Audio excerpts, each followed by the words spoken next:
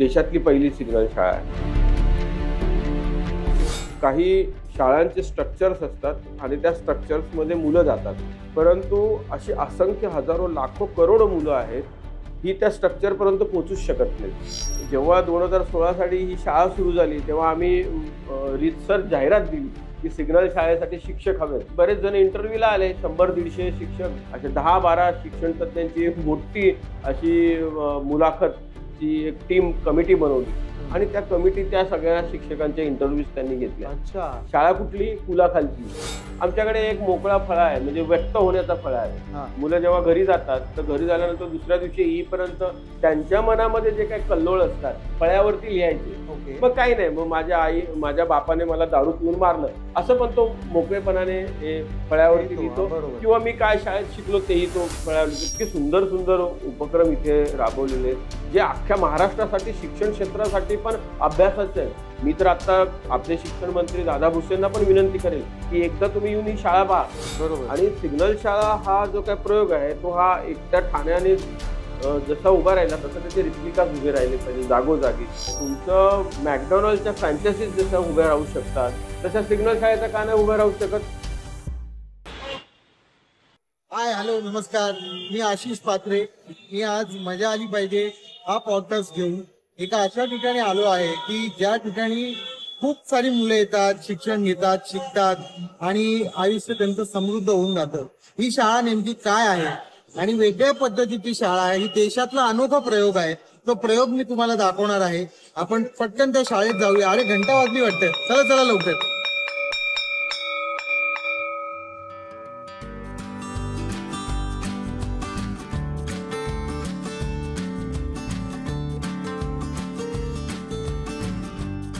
नमस्कार, मी आशिष पात्रे. संहिता क्रिएशनच्या मजा आली पाहिजे या पॉडकास्टमध्ये तुम्ही पाहिलं. बाहेर मी छोटंसं ब्रीफ दिलं की आपण एका शाळेत जाणार आहोत आणि आत आल्यानंतर एका प्रसन्न चेहऱ्याने आणि एका कर्तृत्ववान व्यक्तीने माझं स्वागत केलं आणि या छोट्याशा कंटेनरमध्ये आम्ही आलो. हे छोटंसं कंटेनर आपण असं बोलताना बोलतोय, पण इथे अनेकांचं जगणं घडलेलं आहे. इथे अनेकांना मोकळं आकाश या बंदिस्त जागेने दिलेलं आहे आणि या जागेत चालते ती म्हणजे सिग्नल शाळा.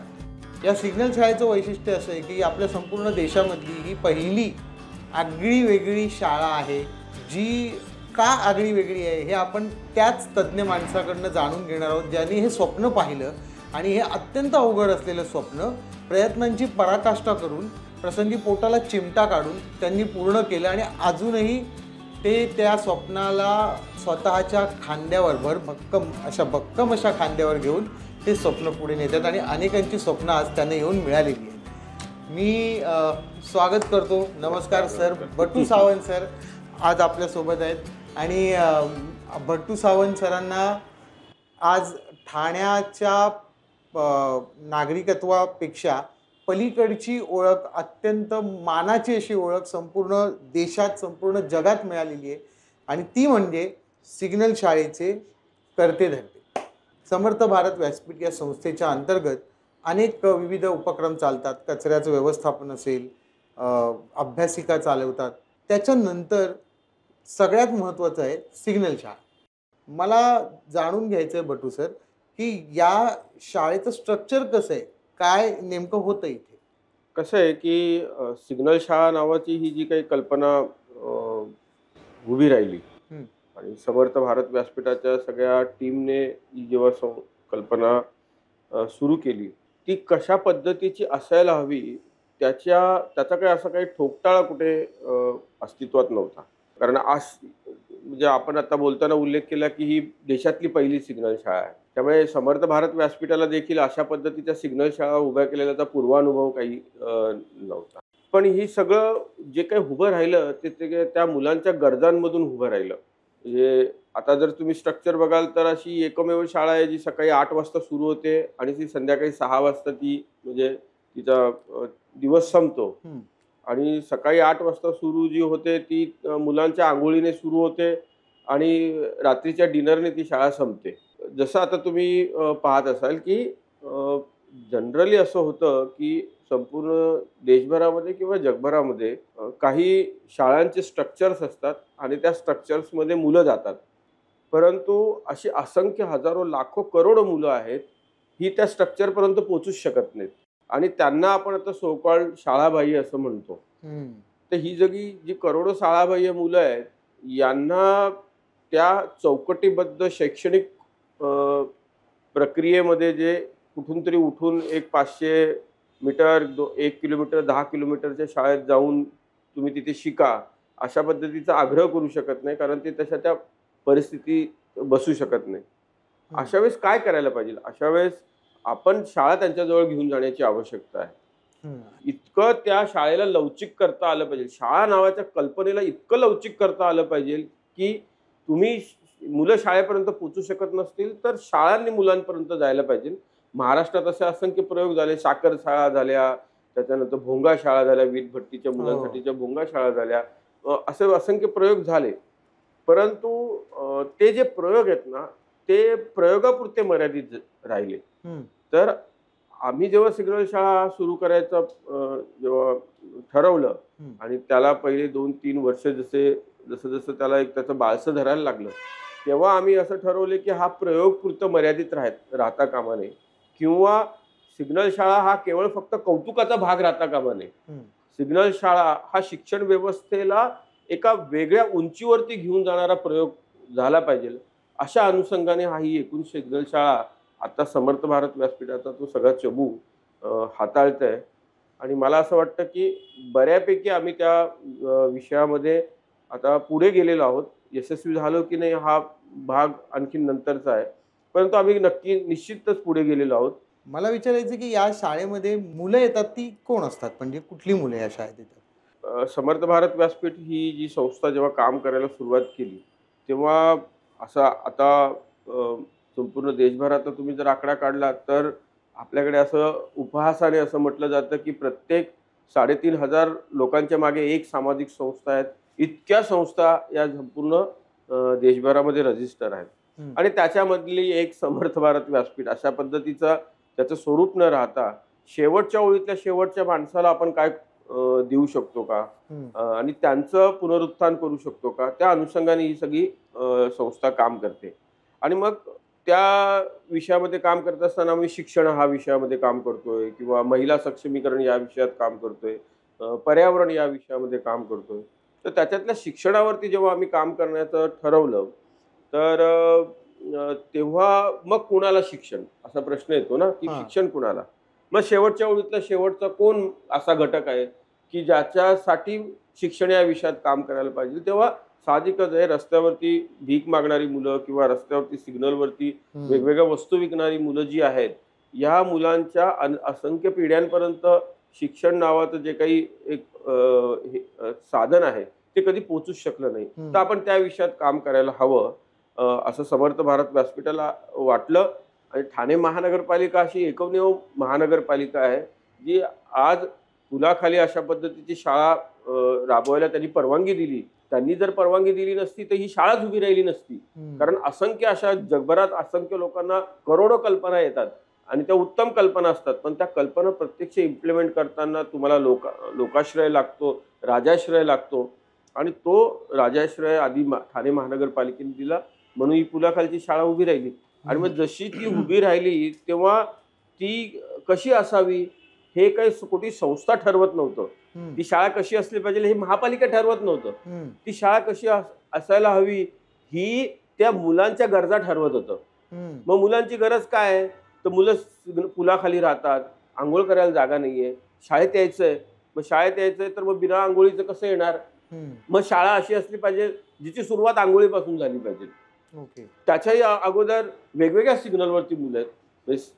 म्हणजे ठाण्यासारख्या शहरामध्ये म्हणजे 3 हात नाका आहे, कॅडबरी आहे, माजिवडा, मानपारा, चरई, खोपट, कळवा ब्रिज असे वेगवेगळ्या सिग्नलवरती मुलं आहेत. मग या सगळ्या मुलं येतील कशी, चालत येतील. त्यांचे आईवडील पाठवतील. आईवडील तर पाठवणारच नाहीत, कारण आईवडिलांसाठी हे दिवसाला 200-300 रुपये कमाई करणारं एक प्रकारचं साधन आहे, तर ते पाठवणार नाही. मग मुलांना आणायला लागणार. मग आणायला लागणार तर काय, तर मग स्कूल बस असायला पाहिजे. त्या स्कूल बसच्या माध्यमातून त्या मुलांना इथे आणलं पाहिजे. मग सिग्नल शाळेची स्कूल बस जी आहे ती सकाळी 7 वाजता निघते, वेगवेगळ्या सिग्नलवरती जाते, तिथून मुलं ती कलेक्ट करून ती इकडे येते.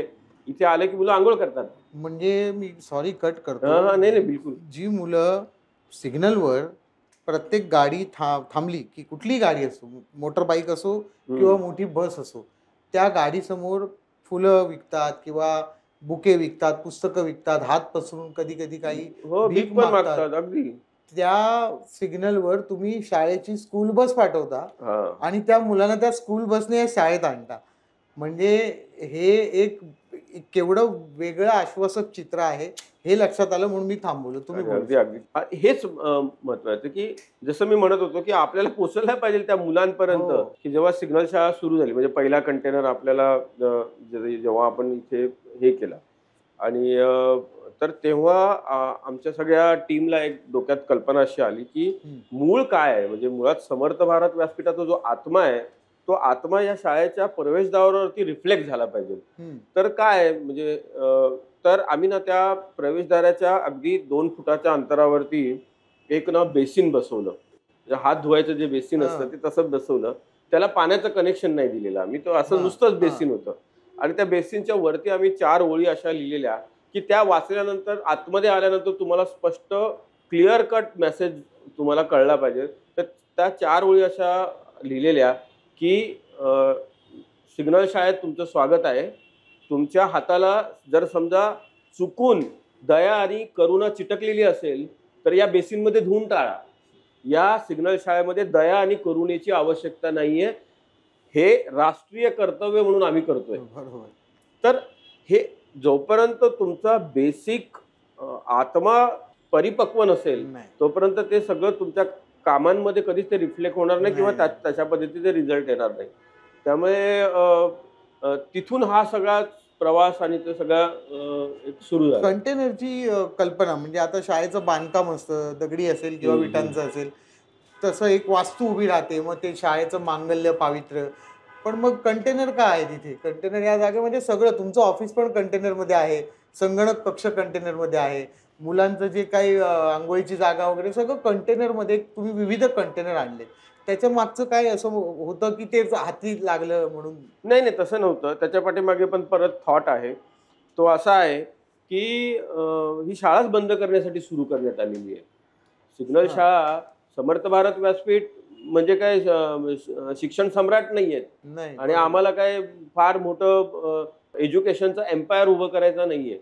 त्यामुळे सिग्नल शाळा हा जसा आज लोकांसाठी अभिमानाचा भाग किंवा प्राऊडचा भाग वाटत असला तरी प्रत्यक्षात सिग्नल शाळा या देशाला लागलेला कलंक आहे. 70-80 वर्षात जर आपण आपल्या पोरांना फुलाखालच्या किंवा तत्सम अशा पद्धतीच्या शाळांमध्ये जर आपल्याला शिकवायला लागतंय तर तो आपल्याला लागलेला कलंक आहे. त्यामुळे फुलाखालच्या या कंटेनर मधली असलेली शाळा जी आहे ती याच्यासाठीच आहे की ती लवकरात लवकर बंद करायची आहे आणि मी ती बंद करण्याच्या अगोदर स्ट्रक्चर उभं करून ती बंद तोडून असं नाही करायचं. हे कंटेनर दुसरीकडे शिफ्ट होऊ शकतात. या शाळेची गरज नैसर्गिकदृष्ट्या संपवायची आहे. मग ती नैसर्गिकदृष्ट्या संपवायची म्हणजे काय तर इथले या सिग्नलवरती जेवढी काही मुलं आहेत ती सगळी शिक्षणाच्या मूलधारेत आली पाहिजे. या शहरामध्ये असलेले जे सिग्नलवरती उदरनिर्वाह करणारी जी सगळी लोक आहेत आणि जी पुलाखाली राहतात म्हणजे बेघर आहेत ती सगळी कुठल्या ना कुठल्या कमीत कमी भाड्याच्या खोलीमध्ये भाड्याच्या झोपडपट्ट्यांमध्ये का असेना पण ती स्थिर झाली पाहिजे असा हेतू घेऊन ही शाळा सुरू झाली आणि आम्ही त्याच्यामध्ये आता बऱ्यापैकी सक्सेस झालेलो आहोत. म्हणजे सिग्नल शाळेचे जे काही आमचे एक 28 एक पालक होते आणि त्यांची जी काही 60-62 मुलं आमच्याकडे शिकली त्या 28 पालकांपैकी 27 पालक आता रस्त्यावरती राहत नाहीत. ते सगळ्याच्या सगळे एकतर रेंटलमध्ये शिफ्ट झाले या बाजूच्या झोपडपट्ट्यांमध्ये शिफ्ट झाले किंवा महापालिकेने उपलब्ध करून दिल्या जागेमध्ये शिफ्ट झाले. मला असं वाटतं जसं मुलं शिकली हे जसं सिग्नल शाळेचं यश आहे ना तशी ही बेघर निर्वासित रस्त्याखाली पुलाखाली राहणारी माणसं 4 भिंतीच्या घरात राहायला लागली हेही एक वेगळ्या प्रकारचं यश सिग्नल शाळेचं म्हणावं लागेल. म्हणून मला असं म्हणणं आहे की सिग्नल शाळा हा काय मुलांना फक्त शिकवण्याचा विषय नाहीये. या देशामध्ये जेवढे प्रश्न आहेत ते सगळे प्रश्न तुम्हाला पुलाखाली पाहायला मिळतात. मग तो शिक्षणाचा प्रश्न आहे, बेरोजगारीचा प्रश्न आहे, व्यसनाधीनतेचा प्रश्न आहे, अंधश्रद्धेचा प्रश्न आहे, अर्ली चाइल्ड मॅरेजचा प्रश्न आहे, मल्टिपल मॅरेजचा प्रश्न आहे. असे सगळे प्रश्न जे तुम्हाला या देशामध्ये सगळीकडे म्हणजे एकत्रित कुठे पाहायला मिळत असतील, ते सगळे एकाच ठिकाणी कॉन्सन्ट्रेटेड स्वरूपात जर तुम्हाला आणि त्या पाहायला मिळत प्रश्नांना असेल, कायम रेड सिग्नल असतो, ते तिथेच थांबलेले असतात. तिथेच थांबलेले असतात. त्यांना कधीच ग्रीन सिग्नल मिळत नाही. बरोबर. तो ग्रीन सिग्नल द्यायचं काम काम तुम्ही करताय. एका पद्धतीने. वा. आणि या सगळ्यामध्ये जेव्हा तुम्ही पालकांकडे जाता, की त्यांच्यासाठी हे जगच नवीन आहे ना, शाळा शिकून काय करणार आहे पोरगं, किंवा ज्या समाजामध्ये उच्चभ्रू मुलींना सुद्धा लग्नासाठी लायक बनवण्यासाठी शिकवलं जातं, तर शाळेत असे काय अनुभव आले का पालकांचे सुरुवातीला, की बाबा आहे ना, असे पालकांचे तर भरपूर अनुभव आहेत. पालक हा सगळ्यात मोठा अडसर याच्यामध्ये आहे. परंतु पालक हा अडसर का आहे? कारण हा जो काही भटके विमुक्त जमातीतला जो सगळा समूह आहे, जो सिग्नल शाळेचे जे आमचे पालक आहेत किंवा तर ही सगळी लोक जी आहेत, ही एकेकाळी कुशल असे होते. म्हणजे आता ते अकुशल आहेत किंवा नाही आहेत. परंतु त्यांच्यातलं असलेलं कौशल्य जे आहे, हे कौशल्य आता उपयोगात नाही आहेत. म्हणजे ते उत्तम शिकार करायचे, ते उत्तम चांगले नेमबाजी करायचे किंवा ते उत्तम गुरं राखायची किंवा अशा पद्धतीची जी काही कामं करायची, त्या सगळ्या पद्धतीच्या 12 बलुतेदारची पद्धत होती. ती सगळी पद्धत आता डिस्ट्रॉय झालेली आहे. आणि ही सगळे म्हणजे अल्पभूधारक पण नाही आहेत. हे भूमिहीन लोक आहेत. भूमिहीन लोक आहेत, बेघर लोक आहेत, भटकी लोक आहेत. आणि मग ही शहराकडे धावली सगळी. आणि मग शहराकडे धावल्यानंतर त्यांचं कुठेही तुम्ही अशा ठिकाणी जेव्हा जाता, जिथे तुमचं काही अस्तित्व नाहीये, तिथे तुमचं अस्तित्वाची लढाई हाच एक विषय असतो. मग अस्तित्वाच्या लढाईमध्ये रोज 2 वेळचं जेवण आणि जिवंत राहणं हाच जर त्यांच्या आयुष्याचा उद्देश असेल, तर ते शिक्षणाकडे तर जातच नाहीयेत. म्हणजे ते स्वतः शिकत नाहीयेत, मुलांना शिकवत नाहीयेत, कारण संध्याकाळचं खायला मिळतंय की नाही इथपासूनची भ्रांत आहे. आणि मग शहर तुम्हाला भरभरून देत असतं. परंतु ते शहर भरभरून देत असताना ते घेतल्यानंतर त्याचं करायचं काय हे जर कळलं नाही, तर मग 3-3, 4-4 पिढ्या पुलाखाली भीक मागत राहतात, 3-3, 4-4 पिढ्या पुलाखाली वस्तू विकत राहतात. आणि या सगळ्या समाजाला नेतृत्व नाहीये, कुठल्याही प्रकारचं नेतृत्व नाहीये, त्यांना कुठे घेऊन जाणारे नाहीयेत. म्हणजे आज भटके विमुक्त समाजातले बरीचशी सगळी लोक जी आहेत, या सगळ्यांमध्ये इतक्या म्हणजे जात पंचायतीचा प्रश्न आहे. जात पंचायत अक्षरशः शोषण करते त्या लोकांचं. ते त्यांना म्हणजे ठीक आहे, त्यांच्या समाजात सिग्नलवर राहणारी माणसं सुद्धा पंचायतीचा, जात पंचायतीचा जो काही निवाडा असेल तो ग्राह्य धरतात. आणि माझ्याकडे आत्ता ज्या काय माझ्या 8-10 वर्षाच्या माझ्या अनुभवामध्ये जात पंचायतीने उत्तम निर्णय देण्यापेक्षा 99% निर्णयांमध्ये त्यांचं शोषणच केलेलं आहे, असं स्पष्ट माझ्याकडे आत्ता असलेले अनुभव आहेत. परंतु आपल्या जातीत राहण्यासाठी, आपल्या त्याच्यात राहण्यासाठी त्यांची जी काही धडपड आहे, त्या धडपडीमुळे ती त्यांच्या विरोधात काही बोलू पण शकत नाही, असा एक विषय. त्यामुळे नेतृत्व काहीच नाही मिळालंय त्यांना. नेतृत्व न मिळाल्यामुळे मग ते पुढे जाऊ शकले नाहीत आणि मुलांना शिकवू शकले नाहीत. पण त्या शिकवण्याचं एक माध्यम सिग्नल शाळेच्या माध्यमाने उभं राहिलं. असा कुठला निर्णय आठवतोय की जो या जात पंचायतीने दिलेला अन्यायकारक किंवा शोषणकारक निर्णय आहे, जो याच्यामुळे त्यांनाच, त्यांच्या समाजाला, त्या माणसालाच अडचण झालेला आहे प्रगतीचा? नाही, प्रत्येक आता मी तुम्हाला सांगतो की सिग्नल शाळेमध्ये असलेल्या 28 कुटुंब जे आहेत, या 28 कुटुंबातल्या 28 जणांना जात पंचायतीने घेतलेले जे काही निर्णय आहेत, त्या सगळ्या निर्णयांमुळे आज सिग्नलवरती आणि रस्त्यावरती राहण्याची परिस्थिती आहे. इतके प्रचंड मोठे मोठे दंड ठोठावले जातात, चाबकाचे फटके दिले जातात त्या सगळ्यांना. आणि जिथे जिथे इंटरव्हेन करायला पाहिजे होतं त्यांनी, तिथे तिथे करत नाही. बालविवाह तिथे होत आहेत, तिथे कुठेही जात पंचायत बोलत नाहीये. तशाच पद्धतीने जुने कुठले तरी छोटी मोठी भांडणं काढली जातात 2 कुटुंबातली, आणि हे सगळे सतत भांडतच असतात. त्या भांडणाचा वेगळा गैरफायदा घेऊन त्याच्यावरती त्यांना दंड लावला जातो. आणि मग ते दंड भरताना हे कर्जबाजारी होतात आणि मग ते कर्ज फेडता फेडता ते सतत रस्त्यावरतीच राहतात.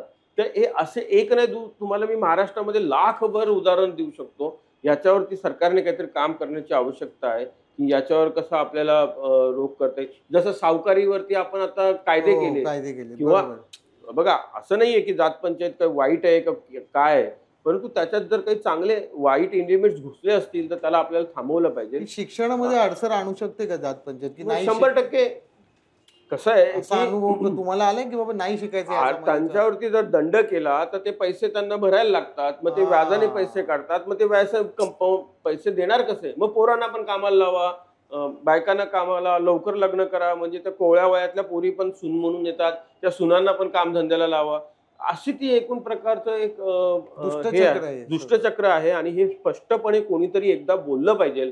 आपण तो कोंबडा झाकून ठेवला तर तो आरवणार नाही असं नाही होणार. ते बोललं पाहिजे आणि जेव्हा जेव्हा समाज सुधारणेची आवश्यकता असते तेव्हा त्या वेळेतल्या तिथल्या लोकांनी या संदर्भात बोललं पाहिजे. मी या शाळांमध्ये येणाऱ्या मुलांविषयीचा एक प्रश्न विचारतो हं. की ही सगळी मुलं ज्या बॅकग्राऊंड मधून येतात त्यांच्या समाजांमध्ये अंधश्रद्धांचं खूप मोठं वास्तव्य आहे, प्राबल्य आहे. तर त्या अंधश्रद्धा ते कधी शाळेत घेऊन आलेत किंवा तुम्हाला त्या पद्धतीचा काही अनुभव आला, एखादा प्रसंग सांगू शकता की? असे असंख्य प्रसंग आहेत ना, म्हणजे आमच्या सगळ्या कुटुंबांमध्ये त्या भयंकर अंधश्रद्धा हे होत्या. म्हणजे आता आम्ही जेव्हा शाळा सुरू केली तेव्हा इथे माश्याचा सीसॉ तयार केलेला. तर त्या सीसॉवरती मुलं बसायचीच नाहीत. तर 6-8 महिने झाले छोटी छोटी मुलं पण त्या सीसॉवरती बसत नाही. एकदम खोलात जाऊन बघितलं तेव्हा लक्षात आलं की ते म्हणजे आम्ही कसं बसणार, तो आमचा देव आहे. अच्छा. तर मासा हा त्यांचा आता हा श्रद्धेचा भाग आहे आणि अंधश्रद्धेचा. श्रद्धा आणि अंधश्रद्धेमध्ये एक पुसटची रेषा असते, ती प्रत्येकाने पाहिलं. किंवा समजा असं झालं की काहीतरी करणी केलेली आहे, त्यामुळे आज तो शाळेतच आलेला नाही, याने करणी केलेली असणार, मग तिथे गेलो तर त्यांच्या जेवणातून आपल्याला ती करणीची बाधा होईल म्हणून शाळेत नाही येणं, असे बरेच. किंवा आजारी पडल्यानंतर डॉक्टरकडे जायचं नाही, त्यांचा तो एक भगत असतो, ते सगळं तो त्याला मांत्रिक ते उतरवत असतो. तर हे असे पण प्रसंग आहेत. मग तो मांत्रिकाचा नातूच आजारी पडला जो आमच्या शाळेत शिकत होता. मांत्रिकाचा नातू. हा. आणि मग खरं तर असं होतं, त्याला डेंग्यू झालेला आणि मग डेंग्यू झाल्यानंतर त्याने त्याला जर हॉस्पिटलमध्ये जर ऍडमिट केलं तर उद्या त्याच्यावरचा भरोसा निघून जाईल, म्हणून त्याची परिस्थिती इतकी चिघळायला लागली आणि आम्ही त्याला सांगत होतो डॉक्टरकडे जाऊया, पण तो करायला तयार नाही. मग एक दिवस आम्ही जबरदस्ती त्याला उचलून इथे आमच्या एका हॉस्पिटलमध्ये ऍडमिट केलं. तो बरा झाला 10-12 दिवसामध्ये, 20 दिवसामध्ये. आणि तो इथे आल्यानंतर तो म्हातारा जो आहे तो आलाय आतमध्ये, म्हणजे तो काय मांत्रिक त्याचा आजोबा होता तो, आणि त्याने पाय पकडले की बोलतो, सर धन्यवाद, तुम्ही माझ्या नातवाला वाचवलं.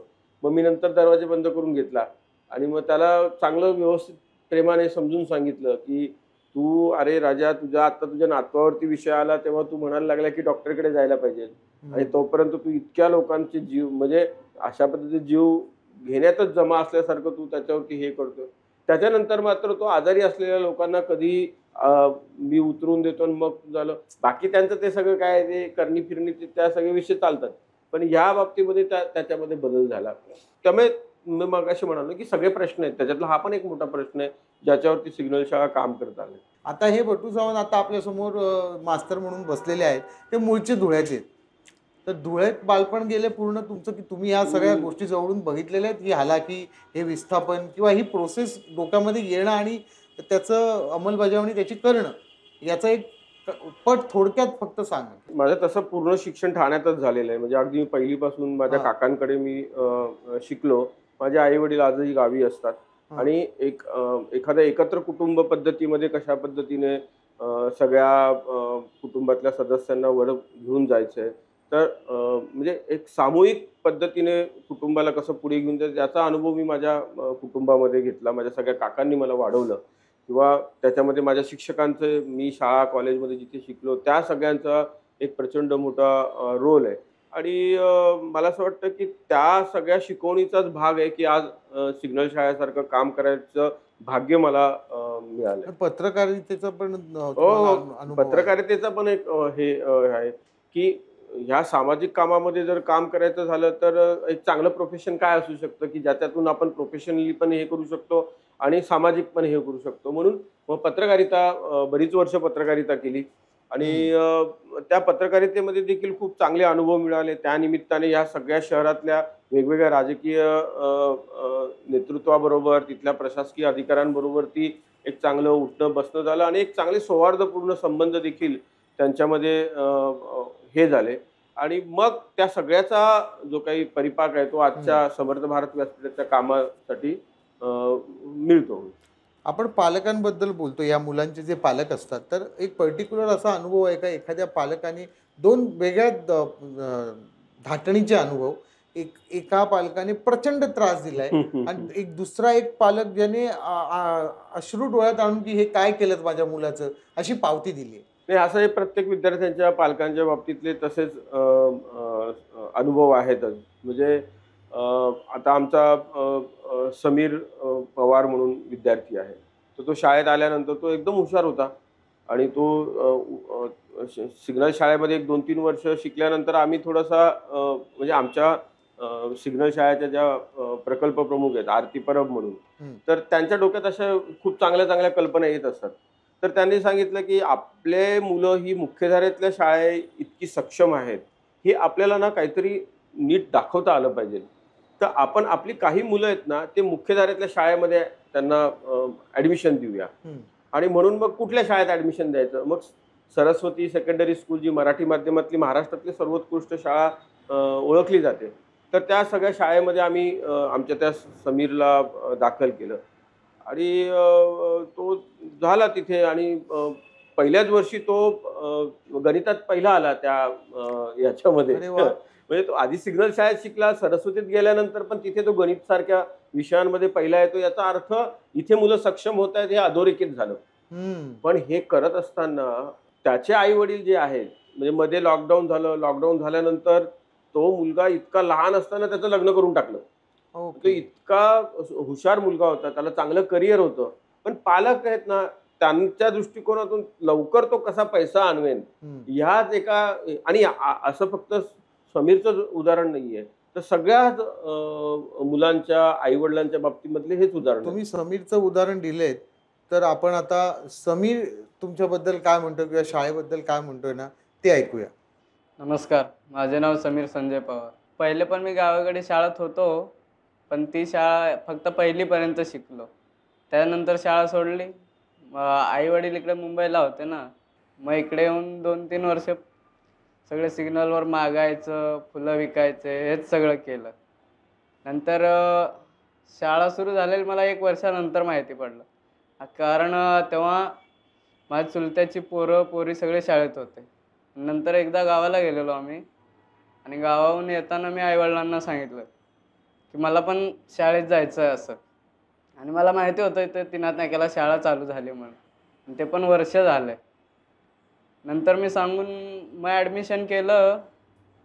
स्टार्टिंग 4थीपासून ते 7वीपर्यंत इथेच शिकलो. नंतर 7वीची परीक्षा सरस्वती शाळेत दिली आणि सरस्वती शाळेतून फक्त 1च वर्ष तिथे शिकलो 8वीपर्यंत. सरस्वती शाळेत क्लासमध्ये गणितात फर्स्ट आलेलो. आईवडिलांनी मग लग्न करून टाकलं माझं पण. म्हणजे लग्न व्हायच्या आधी पण सरांनी मला बोलवलं आणि त्यांनी एक मोबाईल रिपेअरिंगचा कोर्स करायला लावलेला. तो पण 2-3 महिन्याचा होता. तो पण केला, पण लग्नामुळे मी ते पण सोडून दिलं. त्याच्या तिकडे जाण्याआधी मग सरांनी बोलवलं परत आणि बोलले की तो सोडला तर सोडला, आता दुसरा एक आहे, तर तो तू 1 किंवा 2 जण नाही तुम्ही करणार आहे, तर 6 जणांनी मिळून करा, कारण आपल्याला एक कंपनी उभी करायची आहे. मग आम्ही ते 2 महिन्याचा तो कोर्स केला आणि तो कोर्स करून आता सध्या कामाला आहे. पहिलं काम आम्ही इथेच केलं शाळेत, चेंजिंग रूमचं. नंतर त्याच्यानंतर जे सरांनी आम्हाला शिकवलं ना त्यांचंच थोडं काम आहे, ते सध्या आम्ही करत होतो. आता अजून सरांनी एक कॉन्ट्रॅक्ट दिला आहे आम्हाला. अरे वा, थँक्यू समीर. तर हे समीर सारखी इतरही बरीच मुलं त्यांचे पालक असतील, त्यांचा काही अनुभव तुम्हाला की एखाद्याने त्रास, एखाद्या पालकाने की बाबा नाही जायचं किंवा तुम्ही त्याला कन्व्हिन्स केले तुमच्या पद्धतीने? आज का भयंकर त्रास दिलाय पालकांनी. ते शाळेत सोडायचे नाहीयेत, भीक मागायला घेऊन जायचे, धंद्याला घेऊन जायचे आणि मग मग वैतागून तर एक दिवस आम्ही या सगळ्या 7-8 जे काही खूपच अति सहकार्य करणारे जे काही पालक होते त्यांना उचलून आम्ही नोपाडा पोलीस स्टेशनमध्ये जमा केलेलं. कारण भीक मागायला लावायची मुलांना आणि छोटी होती मुलं तुमच्या आमची. आता ही मुलं मोठी झाली, पण तेव्हा अगदी छोटी होती. 6 वर्षाची, 8 वर्षाची अशी सगळी मुलं होती. मग 2 दिवस ते आतमध्ये राहिल्यानंतर ते थोडेसे सरळ झाले, की मग त्यांच्या लक्षात यायला लागले की अरे म्हणजे हे एकीकडे करत असताना दुसरीकडे त्यांच्या व्यवसायाला काही पैसे कमी पडत असतील तर त्यांना एक बाबा बिनव्याजी काही पैसे देण्यासारखे पण आपण विषय केले. किंवा आता आमचे 6 पालक असे आहेत की ज्या पालकांना आम्ही रिक्षा उपलब्ध करून दिल्या, ते रिक्षा चालवायला लागले. रिक्षा चालवायला लागल्यामुळे उत्पन्न वाढलं म्हणून ते भाड्याच्या घरात शिफ्ट झाले. शिफ्ट झाली. परंतु साम दाम दंडभेद सगळ्या प्रकारचे प्रयोग किंवा आमची आता कल्पना नावाची मुलगी होती, तर ती कल्पना एक दिवस शाळेत आली. म्हणजे रेग्युलर शाळेत येत होती, हुशार होती. म्हणजे तिला स्वतःला पायलट व्हायचं होतं. म्हणजे तिचं स्वप्न वा. असं होतं की तिला पायलट व्हायचंय. पण एक दिवस म्हणजे कल्पना शाळेतून गेल्या तर दुसऱ्या दिवशी ती आलीच नाही. आली नाही तेव्हा आम्ही माहिती काढायचा प्रयत्न केला. तेव्हा लक्षात आलं की अरे आदल्या रात्री तिची हळद झाली. म्हटलं अरे ही आत्ता 6 वाजता इकडनं गेली आहे आणि रात्री तिची हळद करून टाकली. मग काय करायचं? आणि अल्पवयीन मुलगी होती म्हणून आम्ही जाऊन तिथे भेटायला गेलो. भेटायला गेल्यावरती ती कल्पना जी आहे ती धावत धावत आली आणि आमच्या त्या आरती मॅडम ज्या त्या शिक्षिका आहेत तिला अशी कडकडून तिने मिठी मारली आणि एक प्रकारे ती अशी सांगत होती की मदत करा किंवा याच्यातून बाहेर काढा. आणि तसा विचार सुरू होता तेवढ्यात तिथे एक म्हातारे आजोबा बसलेले आणि तिचा बाप जो होता तो तर दारू पिऊन म्हणजे पार लोळत होता. तो त्याला भ्रांत पण नव्हती की त्याच्या पोरीचं लग्न होतंय. पण तिथे एक आजोबा होते, ते मला म्हणाले की साहेब तुम्ही म्हणताय बरोबर आहे, तुम्ही कशासाठी आलायत ते मला कळतंय, पण हिचं लग्न जर थांबवलं तर हिच्यानंतर आणखीन 3 जणी आहेत आणि ह्या 3घींना जातीतून बाहेर काढून टाकतील. तर तुम्ही काय करा, उरलेल्या त्या 3घींना तरी शिकवा, पण हे करू नका. तर अशा खूप अडचणी असतात. मग त्याच्यानंतर मग ते लग्न मोडलं. मग ती पुन्हा कल्पनेला आपण कशा पद्धतीने ते सेटल करायचा प्रयत्न केला. त्याचे ते अशा प्रत्येक मुलींच्या बाबतीमध्ये काही ना काही घडत होतं. त्यामुळे पालक हे जे प्रकरण आहे हे हँडल विथ केअर होतं किंवा सातत्याने त्यांच्यावरती त्यांना फक्त पैशांची भाषा कळत होती, कारण सर्व्हायव्हलसाठी आले असल्यामुळे त्यांना तेवढंच कळत असते. आता हळूहळू जसं जसं मुलं मोठी व्हायला लागली, यश कमवायला लागली, तसं तसं पालक पण आता मदत करायला लागलेत. किंवा एखाद दिवशी जर समजा एखादा मुलगा पालकांच्या हातात असलेला मोबाईल जर तो 11-11:30 पर्यंत तो जर पाहायला लागला तर दुसऱ्या दिवशी पालक येऊन सांगतात की हा ऐकत नाही, मोबाईल बघतो, तुम्ही त्याला सांगा.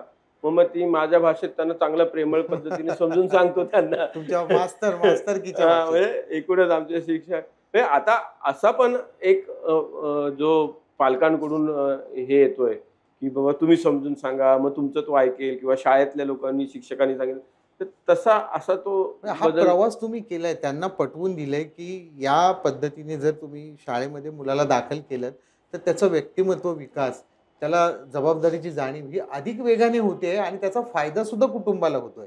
एखाद्याचा असा करत चांगला अनुभव आलाय की काही भेट दिली आहे त्यांनी किंवा खूप असं इमोशनल की यार हे केलं तुम्ही माझ्यासाठी, मला कोणीच नाही. कसं आहे तसं ही जी सगळी मंडळी आहेत ना, ही तुम्ही कधी पण जाताना बघा की ते असे ना व्यक्त होणाऱ्यांपैकी नाही आहेत. म्हणजे आपण जसं असं भावुक होतो, संवेदनशील होतो आणि असं असं प्रेम जे आपलं असं असं आपण भरभरून असं व्यक्त होतं, ते असं कधी व्यक्त त्यांना अतिप्रचंड जरी जगातला मोठा आनंद जरी झाला तरी ते असे मख्ख चेहऱ्यासारखा तो आनंद साजरा करतात. तर त्यामुळे त्यांच्या त्या कारण काय त्यात एकूणच खूप बघितलेलं पिढ्यानपिढ्यांपासून त्याने ते इतकं सोसलंय ना, जिंदगीत ते कधी कोणाला थँक्यू बोलत नाहीत. म्हणजे आता आम्ही हळूहळू मुलांना थँक्यू बोलायला शिकवायला सुरुवात केली. म्हणजे ते आम्हाला त्यांनी थँक्यू बोलावं असं नाहीये, पण उद्या आता ते नोकरी धंद्याला लागले, कुठेतरी कोणतरी काही ना काही मदत करतायत. आम्ही तर थँकलेस जॉब करतोय. म्हणजे आम्ही तर म्हटलंय की हे कर्तव्याचा भाग आहे म्हणून आम्ही करतोय. पण शेवटी समाजामध्ये जाणार, उठणार, बसणार, ते काही एटिकेट्स असतात. आता थँक्यू बोलायला लागले तर मला असं वाटतं या मुलांची किंवा या कुटुंबाची पहिली पिढी आहे जी थँक्यू बोलते. तर त्यामुळे आणि इव्हन अनेक वेळा असं लोकांचा आग्रह असतो की अरे ते सगळे लोकांनी तुमचं नाव काढलं पाहिजे, तुमचं आभार मानले पाहिजे किंवा किंवा तर मला स्वतःला समर्थ भारत व्यासपीठाला असं काही वाटत नाही कधीही की आमच्या मुलांनी इथे येऊन पुन्हा काहीतरी करावं, त्यांनी या शाळेसाठी मदत करावी किंवा त्यांच्या पालकांनी येऊन बाहेर सगळ्यांना सांगावं की अरे बापरे ही लोक होती म्हणून खूप आम्ही छान झालं, अमुक झालं. तर हे सगळं ना आता ना कंटाळवाणं ना आणि गुळगुळीत गुळगुळीत आम्हाला स्वतःला असं वाटतं, की हे असं नाहीये. आपण एक चांगली माणसं आहोत आणि आपल्याला एकमेकांना चांगलं वागण्यासाठी ना एकमेकांच्या सर्टिफिकेटची आता अजिबात आवश्यकता नाहीये. त्यामुळे ते काय म्हणतात त्याला हे लिस्टिप थँक यूचं जे प्रकरण आहे ना, ते आपण थांबवलं पाहिजे. म्हणजे हे अनुभवाचे बोल आहेत, कारण तुम्ही सुद्धा इतक्या पद्धतीची माणसं आणि इतक्या पद्धतीचं जग वेगवेगळं बघितलेलं आहे. कारण हा सगळा घाट घालणं, इथे बसून आपण बोलतोय, हे अजिबात सोपं नव्हतं. म्हणजे मला एवढंच म्हणायचं आहे, की स्वप्न बघतो आपण, बिछाण्यामध्ये आपण असं म्हणतात, की स्वप्न बघतो आणि त्याला एक सपोर्ट सिस्टम असते आपल्याकडे, पार्श्वभूमी असते. मग आपले पालक असतील किंवा मित्र-मैत्रिणी, असं एक जग आपलं बनतं आणि ते स्वप्न पूर्ण करतात. पण सगळ्यात विशाल आणि उत्तुंग स्वप्न ही मोकळ्या आभाळाखालीच बघितली जातात. ह्या मुलांची स्वप्न ही निश्चितच मोठी असणार आहेत. त्या स्वप्नांना दिशा देण्याचं काम तुम्ही करताय. तर त्या मुलांना शिक्षणाकडे वळवताना त्यांचा एक भावनिक आणि बुद्धीचा पोत थोडासा मोल्ड करावा लागला असणार तुम्हाला, बरोबर, की मला बरोबर. आता आई किंवा मला कारण त्यांच्यासाठी हे बरं जेनेटिकली पण नाही ना त्यांच्यात काही, की कोणीतरी शिकला होता आणि मध्ये गॅप पडला. त्यांना हे स्ट्रक्चरच नवीन आहे. जागेत बसायचं आणि फळ्यावर बघायचं आणि कोणतरी मला सांगतोय. ह्याच्यासाठी तुम्ही काय केलं? त्यांचं ते स्ट्रक्चर कसं चेंज केलं थोडंसं आतून? आमच्याकडे आलेली जी लहान मुलं होती, ही मुळात लहानच नव्हती.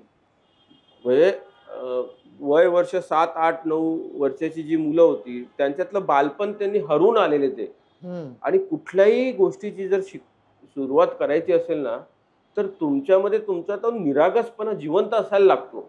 हं, आपण कसे मोठी लोकं असतात, बरीचशी लोकं असतात, ते बनचुकी झालेले असतात हं, हं. आणि ते पॉइंट ऑफ नो रिटर्नला आलेले असतात. बरोबर. आहे की नाही? पण तुम्हाला जर काही नवीन निर्मितीक्षम करायचं असेल ना, तर तुमच्यामध्ये निरागसपणा असावा लागतो. हं, आणि ही मुलं तर तशी त्या सगळ्या याच्यातून हे झालेली. त्यांना म्हणजे ते जेव्हा एक चालायला लागतात, हं. एक 4-5 वर्षाचे, 3-4 वर्षाचे झाले, की ते त्याच्या अगोदर आईच्या कडेवरतून भीक मागत असतात. नंतर मग स्वतः चालायला लागल्यानंतर स्वतः भीक मागतात आणि जर समजा तेवढी भीक नाही आणली, तर लाथा-खाता उघड्यावरती झोपायचंय, पावसात झोपायचंय, प्रचंड मच्छर असतात त्याच्यात झोपायचंय. तर अशा पद्धतीचं किंवा अरे जन्मालाच पुलाखाली यायचंय, हॉस्पिटलायझेशन पण नाहीये. ती नाळ कापली जाते बांगडी तोडून मग ती जी काही काच असते त्याच्याने नाळ तोडून असा तो रक्तबंबाळ बाळ जन्माला आलेला असतो. त्यामुळे त्याच्या दृष्टीने ते एकदम शूड होतं आणि त्यातून त्याला बाहेर काढत त्याचं निरागसपणा त्याला मुलं रडतच नव्हती. मुलं रडत नव्हती, हट्ट करत नव्हती. आता हे असं कसं बालपण असू शकतं? मुळात त्यामुळे सिग्नल शाळेने आधी शिकवण्याचा प्रश्न नंतरचा. म्हणजे आमचे सगळे शिक्षक जे आहेत ते म्हणले, की लर्निंग खूप नंतरची आहे. आधी डी-लर्निंग करायला लागलं. हां. जे हे सगळं चुकीचं काही शिकलेलं असतील, तर ते आधी खोडून काढणं, पाटी कोरी करणं, मुलांना निरागस करणं, त्यांना हट्ट करता आला पाहिजे, बागडलं पाहिजे, खेळलं पाहिजे, हसलं पाहिजे. हे करण्यातच पहिले 7-8 महिने गेले. म्हणजे डी-लर्निंग आणि ह्या सगळ्या गोष्टी. आणि मग हळू-हळू त्यांच्या गरजा ज्या होत्या, त्या गरजा सोडवण्याचा प्रयत्न केला. आता त्यांच्या गरजा काय असतात? साधारणतः रस्त्यावरच्या मुलांना शाळेत आणल्यानंतर हं, आणि तेही एका सामाजिक संस्थेची शाळा. तर मग काय होतं, अरे या सगळ्या मुलांना आपण साक्षर केलं पाहिजे. शिकले पाहिजे ती मुलं, मग मोठी झाली पाहिजे. तर नुसतं साक्षर करण्याने त्यांचे प्रश्न सुटणार नव्हते. हं. साक्षरतेबरोबर त्यांना 21व्या शतकासाठी तयार करायचं होतं. सक्षम करणं. सक्षम करायला पाहिजे होतं, की उद्या जेव्हा ते मुख्य प्रवाहात जातील, तेव्हा असं होता कामा नये, की ते तिथे सस्टेन नाही झाली. त्यामुळे सिग्नल शाळेने ते सगळं दिलं, की जे त्यांना 21व्या शतकासाठी हं, तयार करेल. म्हणजे आज ठाण्यातली अशी एकमेव शाळा आहे, की जी शाळा म्हणजे इतर अत्यंत उच्चभ्रू शाळांना पण आम्ही कॉम्पिटिशन देतो एवढी उत्तम इन्फ्रास्ट्रक्चर आमच्याकडे आहे. आमच्याकडे रोबोटिक लॅब आहे, जिथे रोबोटिक्स शिकवलं जातं, ओके. जिथे एआय शिकवलं जातं, जिथे कोडिंग शिकवलं जातं. आमच्याकडे टेक्निकल एज्युकेशन सेंटर आहे, जिथे प्लंबिंग, इलेक्ट्रिशियन, वेल्डिंग, कार्पेंटरी, फॅब्रिकेशन शिकवलं जातं. आमचा स्वतःचा स्पोर्ट्स ग्राउंड आहे. हं. आमची अशी एकमेव शाळा आहे, की जिथे स्वतःचे 4-4 स्पोर्ट्स टीचर आहेत. आमची अशी एकमेव सिग्नल शाळा आहे, की जिथे स्पोर्ट्स नर्सरी आहे. म्हणजे 4 वर्षाच्या पासून तर 11 वर्षाच्या मुलांमध्ये खेळाडू तयार करण्यासाठी आपण नर्सरी म्हणजे बालवाडी आणि तशा पद्धतीने वापरतो. आम्ही स्पोर्ट्स नर्सरी सुरू केली आहे. त्या स्पोर्ट्स नर्सरीच्या माध्यमातून लहान लहान मुलांना आपण खेळासाठी तयार करतो. कॉम्प्युटर लॅब आहे, तशाच पद्धतीने वाचनालय आहे. तर हे सगळं आम्ही इतकं भरभरून देतो. आमची मुलं आता रोबोटिकच्या इंटरनॅशनल कॉम्पिटिशनमध्ये पार्टिसिपेट होतात. खेळामध्ये डिस्ट्रिक्ट लेवलला, स्टेट लेवलला जात आहेत. एक वेल इक्विप अशी सायन्स लॅब आहे. तर असं ते सगळं आपण देण्याचा प्रयत्न करतो की जे आणि कसं आहे की सामाजिक संस्थांनी चालवलेल्या अशा पद्धतीच्या उपक्रमांमध्ये एक प्रकारचं असं वाटतं की अरे नाही, गरिबांची शाळा आहे, मग त्याच्यामध्ये थोडीशी गरिबी दिसली पाहिजे आणि मग तरच लोक तुम्हाला मदत करतील, डोनेशन देतील. तर समर्थ भारत व्यासपीठाने ठरवले की नाही नाही, हे असं नाही. गरिबांची शाळा ही सर्वार्थाने श्रीमंत पाहिजे, म्हणजे ती आत्म्याने पण श्रीमंत पाहिजे आणि इन्फ्रास्ट्रक्चरने पण श्रीमंत पाहिजे. तुम्हाला सांगतो, आता आमची असंख्य मुलं आहेत, म्हणजे सगळ्या मोठमोठ्या शाळांमध्ये आधी सिंगाण्याची मुलं आमच्याकडे पाहायला येतात किंवा तुमचे अंबानी स्कूलची मुलं इथे येत आहेत आमच्याकडे. दुसरे असंख्य असे मोठे मोठे आयबी स्कूलची मुलं इथे येतात शाळा पाहायला, सिग्नल शाळा पाहायला आल्यानंतर. ती पण मुलं आम्हाला म्हणतात की अरे आमची शाळा अशी असती तर आणखीन आनंद आला असता. याच्यामध्ये स्टाफ आणि शिक्षकांची फार महत्वाची प्रचंड शिक्षकांची नियुक्ती आणि मग त्यांच्या इथल्या सेवेचा सहभाग हा कसा काय स्ट्रक्चर आहे त्याचं? कसं आहे की म्हणजे समर्थ भारत व्यासपीठाने एक गोष्ट ठरवलेली की कुठलीही गोष्ट व्हॉलेंटरी करायची नाही. म्हणजे बाबा चला सिग्नलवरच्या मुलांसाठी शाळा आहे, तर मग आजूबाजूची जी सगळी लोक येतील, व्हॉलेंटरी शिकवतील आणि मग मी कोणीतरी आठवड्यातून 2 दिवस येईल आणि असं तसं. तर पहिल्या दिवशी असं ठरवलं की एकही व्हॉलेंटरी कोणी घ्यायचं नाही. जसं म्हणजे मगाशी म्हणाल तसं it's an hardcore education institute. जशा आपल्या मुलांना शिकवण्यासाठी जेव्हा आपण शाळेत टाकतो तेव्हा रोज काय त्याचे शिक्षक बदलत नसतात. त्याला एक वर्ग शिक्षक असतो, प्रत्येक एक विषयाचा एक शिक्षक असतो, तशा पद्धतीचं. आणि मग पण तसे आपण चांगले टीचर, वेल क्वालिफाईड टीचर अपॉइंट करायचे आणि म्हणजे त्याच्यामध्ये प्रोफेशनलिझम असला पाहिजे, पण प्रोफेशनलिझमच्याही पलीकडे जाऊन एक व्हॉलेंटिरिझम पण त्याच्यामध्ये असला पाहिजे. आणि व्हॉलेंटिरिझम आणि प्रोफेशनलिझमची अशी एकत्रित सदर हे झाल्यानंतर अशा पद्धतीचे शिक्षक आम्ही अपॉइंट करायचो. म्हणजे जेव्हा 2016 साली ही शाळा सुरू झाली तेव्हा आम्ही रीतसर जाहिरात दिली की सिग्नल शाळेसाठी शिक्षक हवेत. बरेच जण इंटरव्ह्यूला आले, 100-150 शिक्षक. कारण आपल्याकडे शिक्षक ते एवढे आहेत की काय विचारतच होई नाही. बीएड डीएड झालेले एवढे शिक्षक आहेत, ते सगळे 100-150 लोक आले. आणि मग ठाण्यातले अनेक असे शिक्षण तज्ज्ञ आहेत, असे 10-12 शिक्षण तज्ज्ञांची एक मोठी अशी मुलाखतची एक टीम कमिटी बनवली आणि त्या कमिटी त्या सगळ्या शिक्षकांच्या इंटरव्ह्यूज त्यांनी घेतल्या. शाळा कुठली? पुलाखालची, जिला काय अस्तित्व नाही, जी उभी राहिलेली नाहीये, कोण काय माहिती नाही, पगार किती मिळणार आहे हे पण माहिती नाहीये, पण इंटरव्ह्यू घ्यायला 10-12 शिक्षण तज्ज्ञ. आणि त्यांनी त्या म्हणजे मग त्या सगळ्यातून आम्ही एक 5-6 आणि योगायोगाने नशीब असं आहे की आमच्याकडे खूप उत्तम दर्जाचे शिक्षक आम्हाला लाभले. आणि त्या शिक्षकांनी मग जे काही मिराकल आता जे काही दिसतंय ते शिक्षकांनी इतके सुंदर सुंदर उपक्रम इथे राबवलेले आहेत, जे अख्ख्या महाराष्ट्रासाठी शिक्षण क्षेत्रासाठी पण अभ्यासाचे आहेत. मी तर आता आपले शिक्षण मंत्री दादा भुसेंना पण विनंती करेल की एकदा तुम्ही येऊन ही शाळा पहा. आतापर्यंतचे बरेचसे शिक्षण मंत्री शाळेत येऊन गेलेले आहेत, त्यांनी पण यावं, पाहावं की कशा पद्धतीने एक सर्वसामान्य साधारण शिक्षक मुलांबरोबर अत्यंत कमिटमेंट असेल, तो छोट्या छोट्या गोष्टीतून कसे मोठे मोठे बदल घडू शकतो. आमच्याकडे एक मोकळा फळा आहे, म्हणजे व्यक्त होण्याचा फळा आहे. मुलं जेव्हा घरी जातात तर घरी झाल्यानंतर दुसऱ्या दिवशी येईपर्यंत त्यांच्या मनामध्ये जे काही कल्लोळ असतात ते कल्लोळ येऊन त्यांनी इकडे एका वहीवर फळ्यावरती लिहायचे. मग काही नाही, मग माझ्या बापाने मला दारू पिऊन मारलं असं पण तो मोकळेपणाने फळ्यावरती लिहितो. किंवा मी काय शाळेत शिकलो तेही तो फळ्यावर लिहितो. किंवा मी वाटेत जाताना मला काय दिसलं एक छानसं बाबा, फारच छान आहे, तर असं ते तो लिहितो.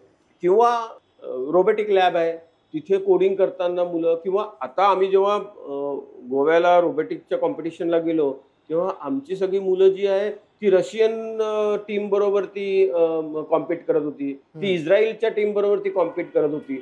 मुलं आमची रस्त्यावरची, पण ती रोबोट शिकल्यानंतर त्यांच्याकडे त्यांची भाषा त्यांना एकमेकांना कळत नसली तरी तंत्रज्ञान असं आहे की जे भाषेच्या पलीकडे ते त्याच्यासाठी हे करत होतं. त्यामुळे किंवा आमचे सुरेंद्र वैद्य नावाचे म्हणजे ते रोबोटिक मध्ये कंट्रीची नाव असतात ना, ते आता हो. रशियन याच्यावर खेळतायत किंवा तर बरोबर. त्या रशियन लोकांसाठी ते कोणाबरोबर खेळतायत, तर इंडियन. इंडियन्स लोक आणि इंडियातल्या लोकांना माहीतच नाही की ही मुलं सिग्नल शाळेत जातात आणि त्यांना- अशी काही मुलं असतात ज्यांना शिक्षणाची गरज आहे.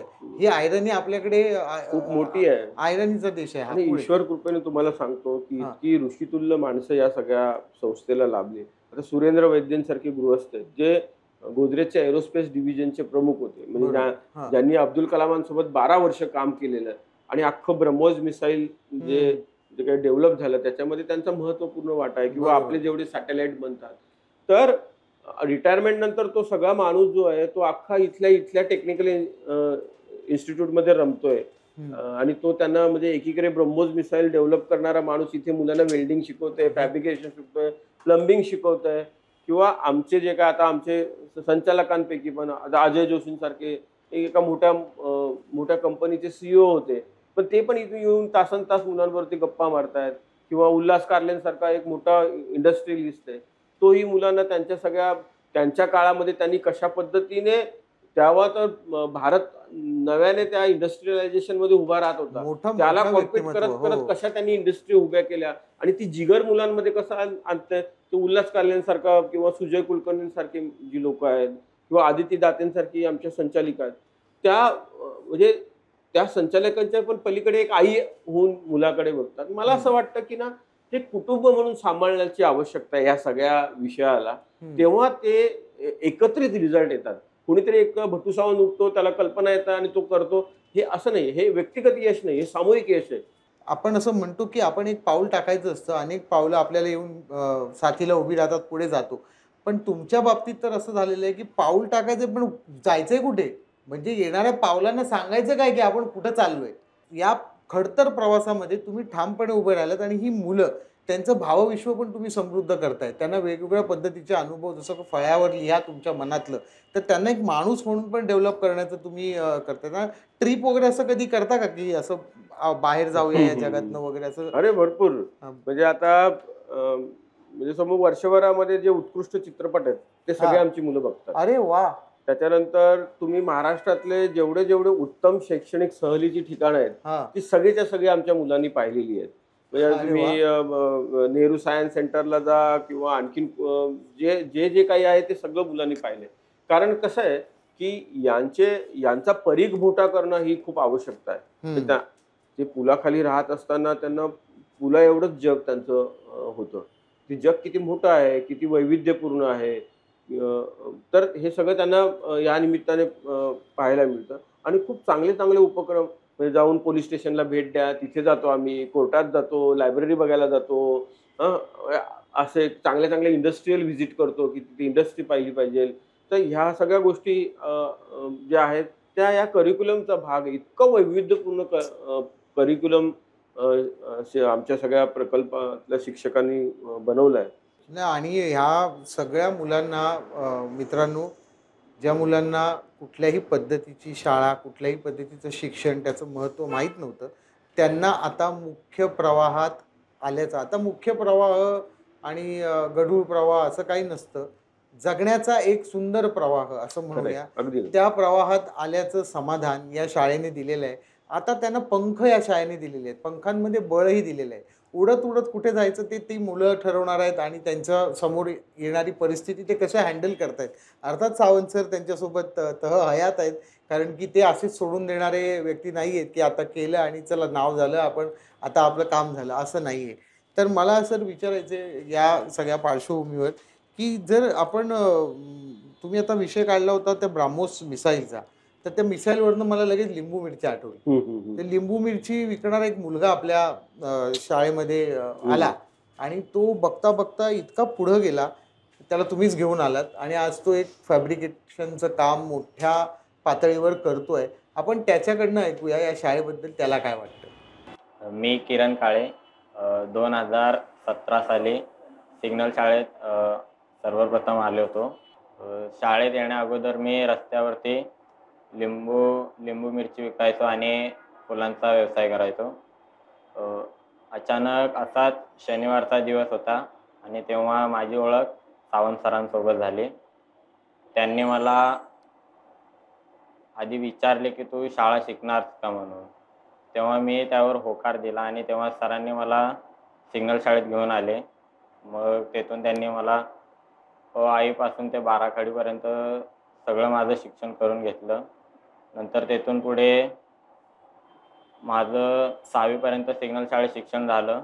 नंतर 7वीला सरस्वतीमध्ये ॲडमिशन केलं आणि मग तिथून सरस्वतीमध्ये मी 4 वर्ष 10वीपर्यंत शिकलो.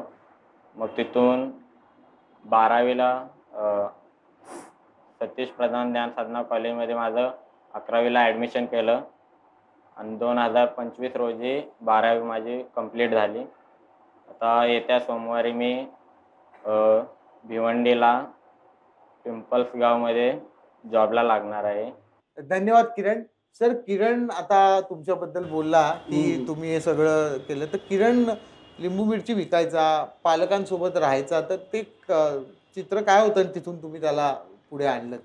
किरण चे वडील आजही गावीच असतात. हा, तसं बघायला गेलं तर या कम्युनिटीमध्ये द्विभार्या त्रिभार्या असं म्हणजे खूप नॉर्मल आहे त्या सगळ्यामध्ये. बरोबर. त्याची आई इथे होती, म्हणजे जवळपास ते एकत्र राहत नसत. आणि मग किरण अत्यंत छोटा होता, म्हणजे अगदी तो 2, 2.5, 3 वर्षाचा असतानाच ती आई त्या पदरात घेऊन ती इथे पुलाखाली आली आणि त्याला कसाबसा ती वाढत होती. परंतु तो तसा हुशार होता, म्हणजे जसं तुम्ही समीरचं उदाहरण मी तुम्हाला दिलं तसं किरण देखील खूप हुशार होता. त्याला आपण सरस्वती शाळेत टाकला, आपल्या इथे तो शिकला, तसा सरस्वतीत गेला. पुढे सरस्वतीमधून तो 10वी पास झाला. तिथून पुढे ज्ञानसाधना महाविद्यालयात गेला, तिथे त्यांनी 12वीची परीक्षा दिली.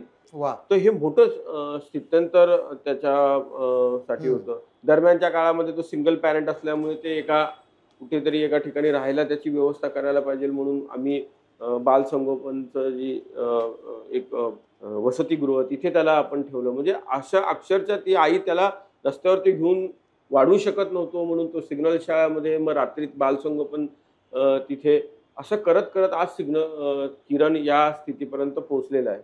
आणि तो याच्या पुढेही आणखीन उच्च शिक्षण घेणार आहे. म्हणजे तो काम करत करत शिकत पुढे आणखीन नक्कीच जाणार तो.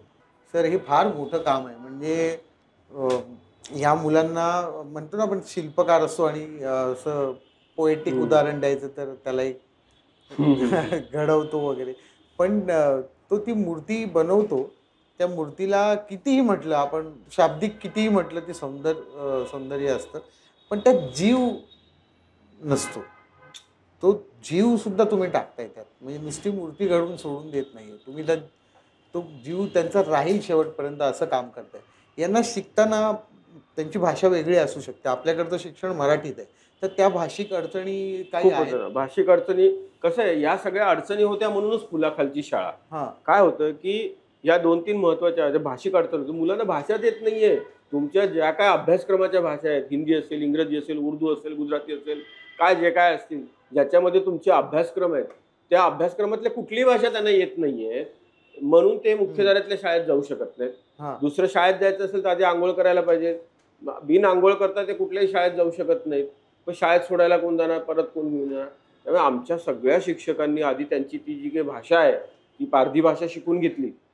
त्या पारधी भाषेचा अख्खा शब्दकोश बनवला आणि मग हळूहळू त्या भाषेकडून त्यांना मराठी भाषेपर्यंत आणणं, तिथून अभ्यासक्रमापर्यंत आणणं, अभ्यासक्रमातून परीक्षा पद्धतीपर्यंत आणणं. हे खरंच खूप मोठ्या लेवलचं संशोधनात्मक कार्य. ह्या वेगळ्या कामाची प्रबंधात्मक आणि साहित्यिक आणि शैक्षणिक खात्याने याची दखल घ्यायला हवी. माझी कळकळीची विनंती आहे की मुलांना शिकवण्यासाठी त्यांची मूळची भाषा कुठली पारधी असेल किंवा अजून काय असेल, ती बोलीभाषा शिकवून मुख्य प्रवाहातल्या भाषेचं शिक्षण घेण्यासाठी त्यांना त्या भाषेची ओळख करून देणं हे खूप मेहनतीचं काम आहे. सर, प्लीज तुम्ही सांगा. हो, आणि त्यामुळे ह्या सगळ्या शिक्षकांनी ते सगळं स्वीकारलं. त्यांनी आधी त्यांची भाषा शिकली, मग ते पुढे त्यांना हे घेऊन. आणि सांगायला आनंद वाटतो की 10वी उत्तीर्ण झालेले आमचे विद्यार्थी आहेत ते सगळे डिस्टिंक्शन हे आहेत. आणि हे परीक्षा बोर्डाचीच देतात, म्हणजे SSC बोर्डाची परीक्षा आहे. म्हणजे आमच्याकडे आता 75% वाली मुलं आहेत, 80% वाली मुलं आहेत, म्हणजे अबाउट डिस्टिंक्शन वाली सगळी मुलं आहेत. की असं नाही की अरे सिग्नल शाळेची पोरं 40-45% पास होत जे आहेत. समाजाच्या जगण्याच्या परीक्षेत काठावर पास झाले होते, काठावर पण अगदी, नव्हते, अगदी. नापास झाले होते, ते तुमच्याकडे डिस्टिंक्शन मिळवले. तर बरं, आणि कसं आहे, एक मात्र स्पष्ट आहे याच्यामध्ये, की आपण मुलांना जे काही शिकवतो आहोत, ते शिकवताना आपण त्या मुलांना असं सांगतो, की अरे बाबा रे, सिग्नल शाळेची पटसंख्या समजा 60 आहे, हम्म. तर ती ते 60 मुलं शिकतायत का? तर नाही. ही जे काही शाळेचं जे काही प्रपंच चाललाय ना, या देशामध्ये जी काही 6-7 कोटी कोटी मुलं रस्त्यावरती आहेत. अख्ख्या महाराष्ट्रामध्ये 12 लाख मुलं आता बेघर आहेत किंवा सिग्नलवरती आहेत किंवा फुटपाथवरती आहेत. तर ही 60 मुलं जी आहेत ती त्या 8 करोड मुलांचं रिप्रेझेंटेशन आहे. तर तुम्ही जर सक्सेसफुल नाही झालात, तुम्ही यशस्वी नाही झालात, तर लोकांचा विश्वास नाही बसणार की ही 8 कोटी मुलं पण यशस्वी होऊ शकतात. त्यामुळे तुम्हाला त्याच्यासाठी अभ्यास करायचा आहे. स्वतःसाठी अभ्यास करायचा आहे का नाही? स्वतःसाठी करायचाच आहे, पण स्वतःसाठी करत असताना त्या 8 कोटी मुलांचं प्रतिनिधित्व म्हणून तुम्हाला काम करायचं. वा वा वा, म्हणजे हे एका अर्थाने अशा पद्धतीचं वेगळं मोटिवेशन, मला ही गोष्ट पण प्रचंड अगदी मनापासून आवडली, की हे मोटिवेशन देणं की तुमच्यावर फक्त तुमची जबाबदारी नाही, तर तुमच्या 8 करोड बांधवांची भावांची जबाबदारी आहे. बिलकुल, बिलकुल. ही एक गोष्ट. आणि दुसरी गोष्ट, तुम्ही नेहमी म्हणता की जो माणूस एखादं काम सुरू करतो ना, त्याने असं म्हणणं की मी हे बंद करण्यासाठी केलं, हे ज्या दिवशी बंद होईल तेव्हा माझं काम होईल. अगदी तुम्ही खरं आहे. नेहमी पहिल्या दिवसापासून म्हणत आलाय, सिग्नल जायची गरज जेव्हा संपेल तेव्हा माझं मिशन कंप्लीट होईल. कारण की मी आपल्या पूर्वजांनी केलेल्या चुकांचं परिमार्जन करतोय. मी काही अगदी, नवीन ज्योत बीत रुजवलेली नाहीये. म्हणजे सावित्रीबाईंनी जी कामगिरी केली शिक्षणाच्या बाबतीत, ती नवी ज्योत रुजवली, जी मुलींना शिकायला देत नव्हते. त्यांना त्या मुलींचं शिक्षण सुरू केलं, जे आता कायम पुढे चालू राहावं असं काम आहे. पण तुम्ही स्वतः म्हणता, माझं काम असं आहे ना, मी ज्यांना कधीच शिक्षणाच्या प्रवाहात आणण्याच्या कोणी तसदी नाही घेतली किंवा कोणा विचार नाही केला, ती परिस्थिती जर कट झाली तर त्या मुलांना आपोआप शिक्षण मिळेल, आणि तशी स्थिती निर्माण व्हायला हवी. आणि तुमच्यासारखेच लोक, आणि अर्थातच हा पॉडकास्ट बघणारे संवेदनशील लोक आपल्याला जॉईन होतील तुम्हाला, आणि ते काम नक्कीच होईल. मला एवढंच म्हणायचं आहे की या गावाकडनं रोजगार नाही म्हणून मुंबईत येतात, मुंबईत राहायला जागा नाही आहे, कोणी आपतेष्ट नाही म्हणून पुलाखाली वस्तीला राहतात. मग पुलाखाली राहिल्यावर कोणी काम कसं देणार? कारण काम देणारा माणूस तुमच्याकडे तुमचा पत्ता विचारतो, फोन नंबर विचारतो, काहीतरी रेफरन्स पाहिजे. मग काय काम राहतं? तर भीक मागणे, किंवा मग चाफ्याच्या किंवा गजऱ्याच्या वस्तू विकणे, किंवा छोट्या छोट्या टॉईज. मग ते एक मोठं मार्केट बनून जातं. त्या मार्केटचे शतरंज के खिलाडी हे वेगळेच असतात. ते या वस्तू त्यांना पुरवतात, आणि ह्यांचं मनुष्यबळ वापरून, त्या मनुष्यबळाचा वापर करून ते त्यांना कामाला लावतात. ह्या बिचाऱ्यांना रोजचे 200 रुपये मिळतात, त्यातनं ते व्यसनं करतात, मुलींची लवकर लग्न करतात, मुलांना मारहाण करतात. त्यांचं बिचाऱ्यांचं दुष्टचक्र ते चालू राहतं. यातनं बाहेर काढून तुम्ही आज त्यांना शाळेसारख्या पवित्र ठिकाणी त्यांना आणलं नाहीये, तर शाळा त्यांच्यापर्यंत तुम्ही घेऊन गेलायत. या सगळ्या प्रकारामध्ये तुमची कितीतरी एनर्जी, तुमचे कितीतरी दिवसाचे तास, तुमच्या डोळ्यातलं महत्त्वाचं माणसाच्या जगण्यातलं पाणी, अश्रू, हे कितीतरी खर्च झालेले आहेत.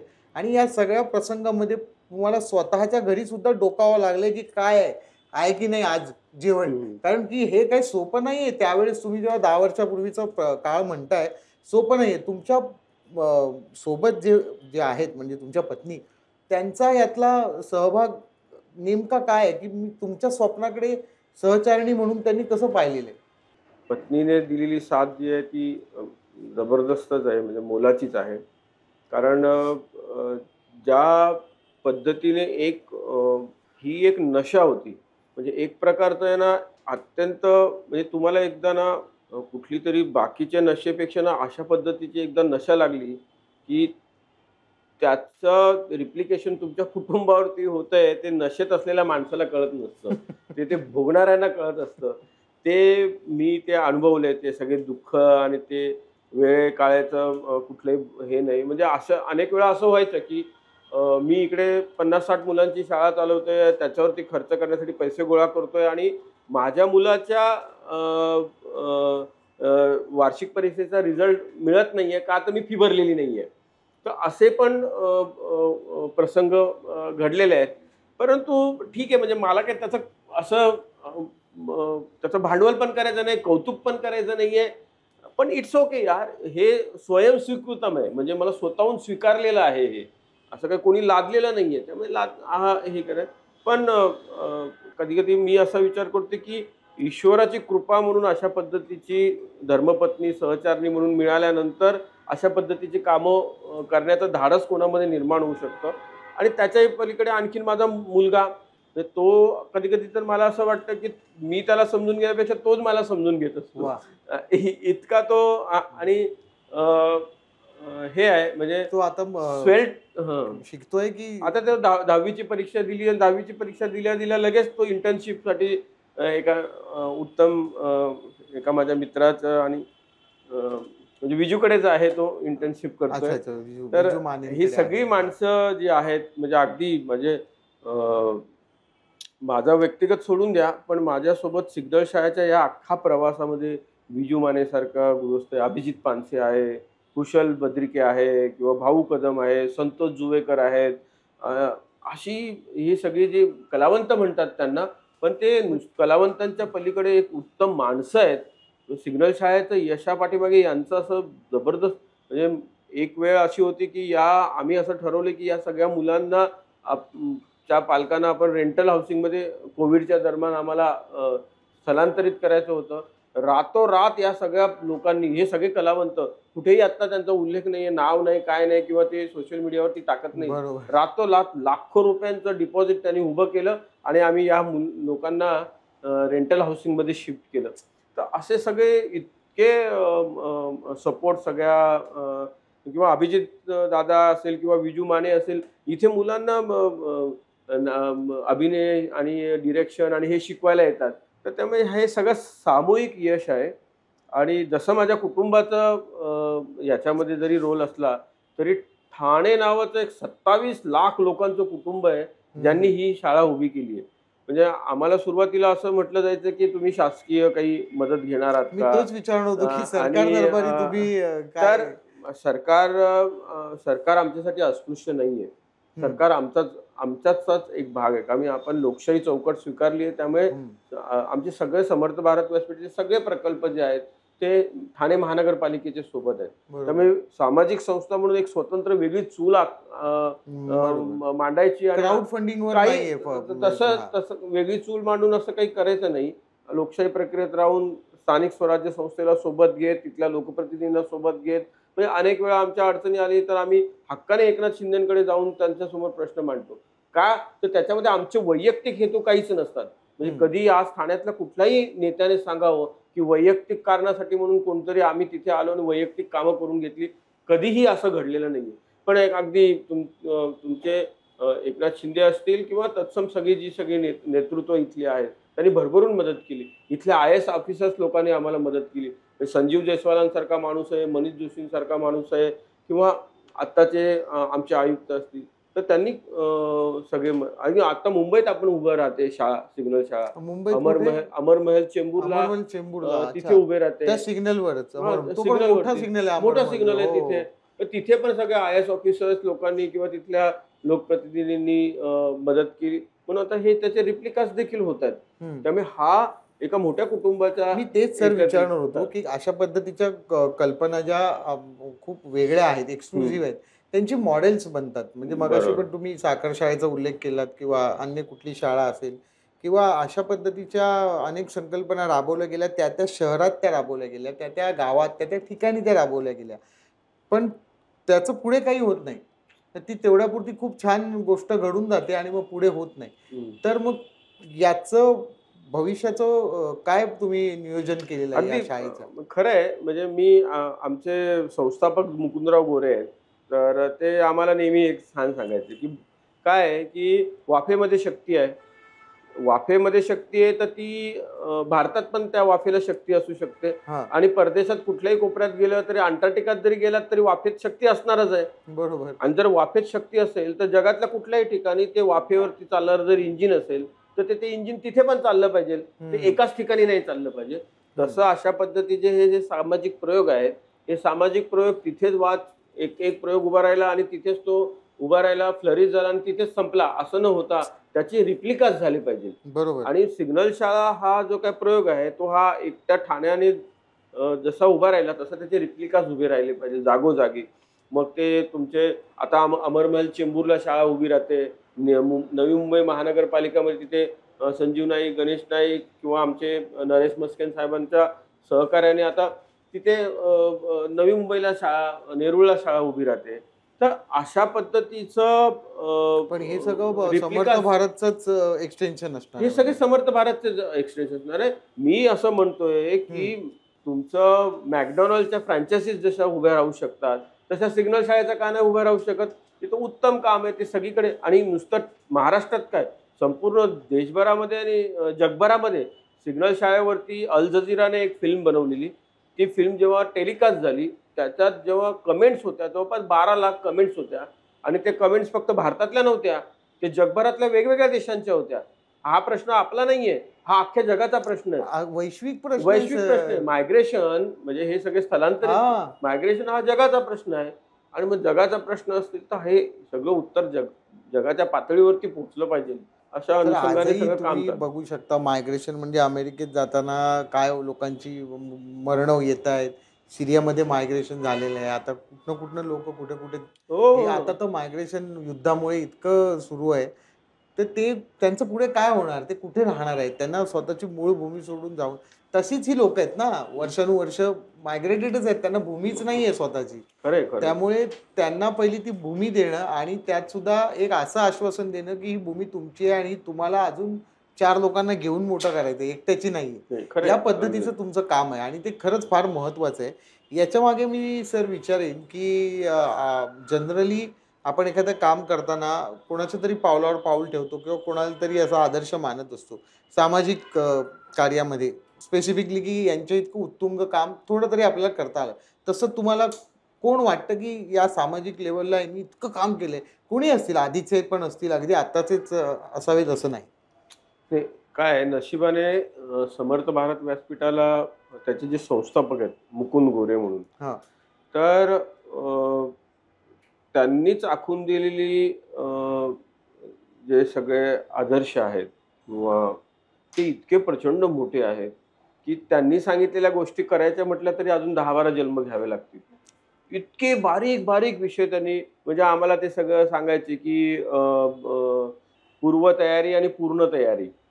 तर आपण सगळं सामाजिक काम करतो त्याला अनेक वेळा आपण पूर्वतयारी करतो, पण पूर्ण तयारी झालेली आहे का, पूर्ण तयारी कधी होते, तर त्याच्या संदर्भात ते सांगायचे. किंवा माझ्यासारखा मुलगा आहे, म्हणजे मी महाराष्ट्राच्या बाहेर पण कधी प्रवास केला नव्हता, तेव्हा आत्ता म्हणजे 18 वर्षापूर्वी जेव्हा मी हे सगळं, मी झालं 23 वर्ष झाले समर्थचं काम करतोय, त्यावेळेस 18 वर्षापूर्वी त्यांनी मला भारतीय सामाजिक संस्थांचा प्रतिनिधी म्हणून जिनेवाला पाठवलं, स्वित्झर्लंडला.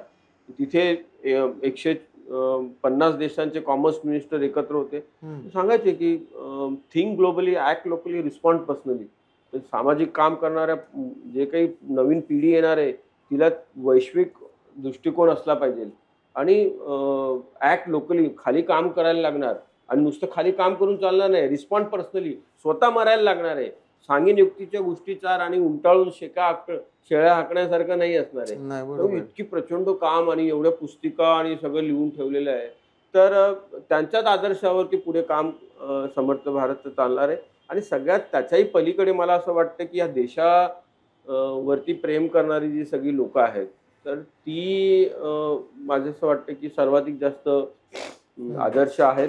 आणि तिसरं महत्वाची गोष्ट जी आहे ती म्हणजे काय, तुम्हाला जेव्हा दुःखी कष्टी लोक जेव्हा समोर पाहायला मिळतात, तर ती पाहिल्यानंतर मग आपली परंपरा आहे ती, म्हणजे आपण असं नेहमी म्हणतो ना की, म्हणजे फॉरेनमध्ये एक फ्रेज आहे की poverty anywhere is threat to everywhere. म्हणजे जगाच्या कुठल्याही कोपऱ्यात जर दारिद्र्य असेल तर ते दुसऱ्या कुठल्या कोपऱ्यासाठी थ्रेट आहे. आणि मग ते थ्रेट त्याच्या पलीकडे जाऊन आपण काय म्हणतो, सर्वे न सुखी न संतु सर्वे संतु निरामय. म्हणजे poverty anywhere threat to everywhere नाहीये, सर्वे न सुखी, सर्वजण सुखी झाले पाहिजे, हा आपला सिद्धांत. मला असं वाटतं ज्ञानेश्वरांनी सांगितलेलं पसायदान याच्यापेक्षा वेगळा आदर्श काय पाहिजे तुम्हाला. दुरितांचे तिमिर जावं, जो जो वांछिले ते लावं, हेच आपल्यासाठी मोठं मोटिवेशन आहे. त्या मोटिवेशनवर काम करतोय आपण. वा, म्हणजे ही तुमची जी भूमी आहे विचारांची ती अत्यंत सकस आहे. त्याच्यामध्ये अनेक लोकांचे आदर्श, अनेक लोकांचं जगणं तुम्ही झिरपवून घेतलं आहे आणि म्हणून एवढा विशाल वृक्ष तुम्ही उभा करून दाखवत आहे. मला एक विचारायचं की आता सिग्नल शाळा आता तुम्ही म्हणताय ती संपायला पाहिजे, त्याची गरज, कारण मुलांना शिक्षण मिळायलाच पाहिजे. तर त्याच्यानंतर समजा असं झालं आणि मुख्य प्रवाहात सगळे झाले, तर बटू सावंत काय करतील? म्हणजे बटू सावंतांना वेगळं काय करायचंय? नाही, नाही. कसं आहे, आता मला म्हणजे पर्सनली हा प्रश्न तुम्ही आता व्यक्तिगत भट्टू सावंत या माणसाला विचारताय म्हणून मी तुम्हाला सांगतो. हां, आत्तापर्यंत मी एक संस्थेचा एक जबाबदार प्रतिनिधी या नात्याने इथे बोलत होतो. आत्तापर्यंत मी सिग्नल शाळा मांडत होतो, समर्थ भारत व्यासपीठ बरोबर. मांडत होतो. आता व्यक्तिगत भट्टू सावंत म्हणून जर तुम्ही मला विचाराल, तर माझं असं स्पष्ट मत आहे, की आपण एका विशिष्ट कालावधीनंतर या मोहातून बाहेर पडलं पाहिजे. तुम्ही एखादी संघटना जॉइन करता, ती मोठी करता, उभी करता आणि तर 50शी नंतर किंवा एक विशिष्ट कालावधी झाल्यानंतर तुम्ही त्या मोहातून बाहेर पडता आलं पाहिजे.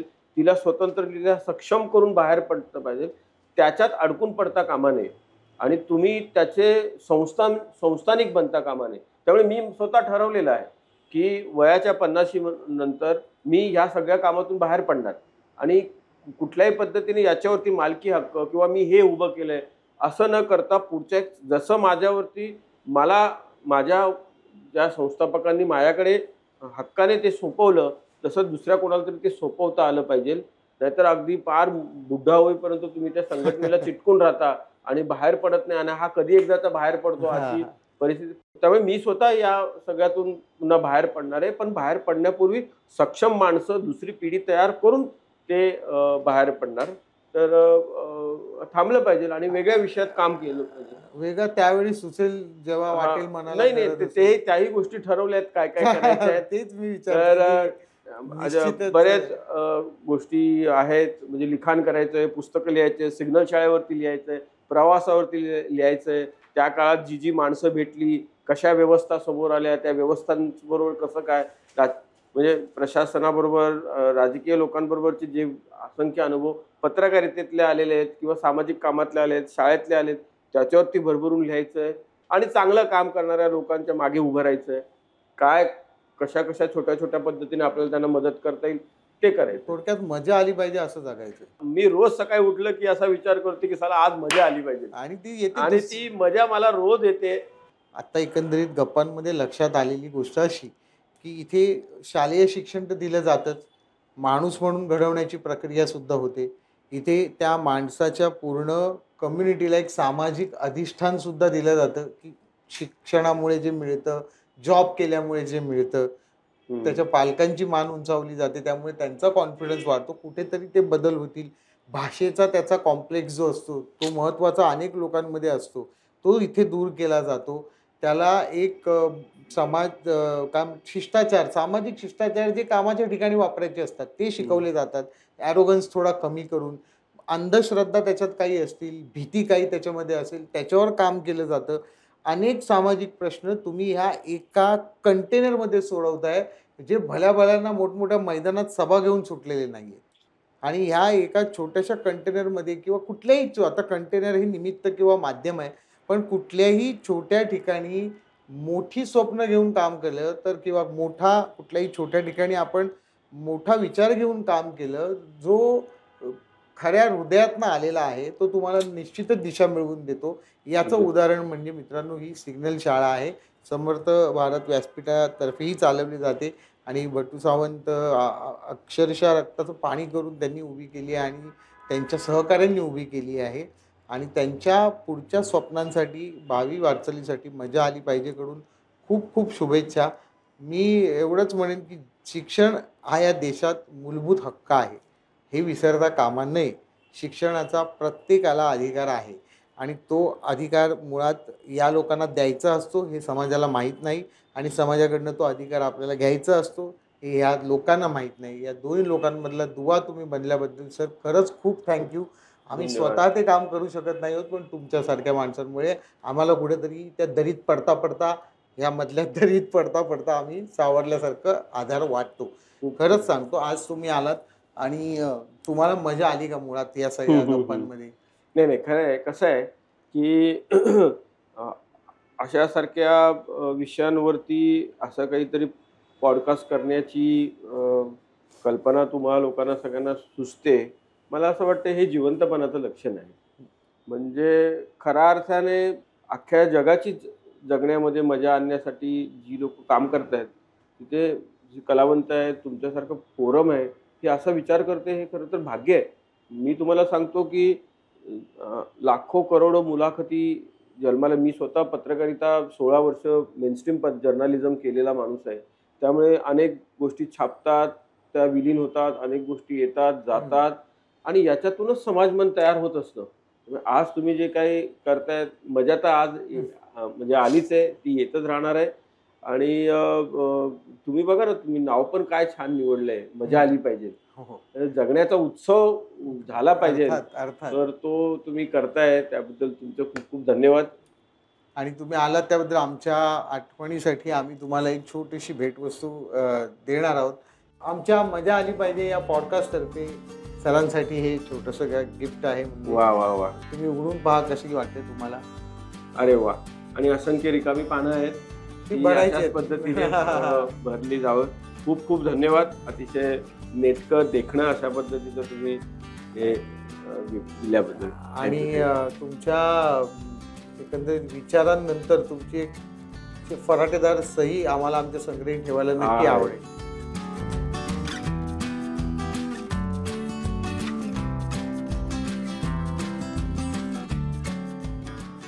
वा वा, हे मेसेज सह दिलेलं आहे. जगण्याच्या शाळेत आपल्यासारखीच मजा आली पाहिजे. धन्यवाद. आणि खरंच खूप खूप धन्यवाद की तुम्ही आम्हाला या शाळेतून जगण्याच्या शाळेतच घेऊन गेलेला आहात. पुन्हा पुन्हा भेटायला नक्की आवडेल. आज वेळ दिल्याबद्दल खूप खूप खूप खूप धन्यवाद. माझे नाव शंकर पवार. मी शाळा चालू व्हायच्या आधीपासून इथे ब्रिज खाली राहत होतो. इथं मी 4थीपासून शिकायला चालू केलं. तर 4थीपासून आता पूर्ण 10वी काढले सिग्नल शाळेत. आता मी सध्याच्याला स्वतःची आम्ही कंपनी, एक 6 जण होऊन एक कंपनी तयार करायला लागलो आहे. जे आंबे फॅब्रिकेशन असे म्हणून एक कंपनी तयार करायला लागलो आहे. सर नसले असते तर माझं आयुष्य काहीतरी वेगळंच असलं असतं. माझं नाव अमोल बाळू पवार आहे. मी आत्ता 10वीपर्यंत शिकलो. 10 वर्षापूर्वी मी इथं बाहेर सिग्नलवरती विकाय असं मागायचे आणि फुलं वगैरे असे विकायचे. त्याच्यानंतर हे शाळा, जेव्हा या शाळा आली ना, त्यापासून आम्ही या शाळेतच शिकलो, हे गेलो. आता 10 वर्ष झाले आम्ही एकदम प्रॉपर कामाला वगैरे लागले आणि वेल्डिंगचं काम आता सध्या आमचं चालू आहे. माझे नाव संजय चंदूपार. मी आता 10वी या शाळेतून शिकलो. मी पहिलं गावाकडे होतो. 10वीच्या नंतर पुन्हा 2-3 महिन्यानंतर सरांनी, असं मी बसलो होतो, बसण्यापेक्षा काय काम करावं म्हणून सरांनी सांगितलं पेट्रोल पंपवर काम करशील का. म्हणलं हो. मग मी तिथं लागलो कामाला. माझं नाव आहे बबडी शिवा पवार. मी पहिलं ब्रिजच्या खाली राहायचो. फुलं, चाफा ती विकायचो. आमच्या सरांनी आम्हाला सांगितलं तुम्ही येणार का शाळेत. आम्ही म्हणलो हो. तेव्हा ते सर म्हणाले उद्यापासून या. शिकलो आम्ही 10वीपर्यंत. गोदरेजला पाठवलं ट्रेनिंगला, ती वेल्डिंगच्या. मजा आली पाहिजे.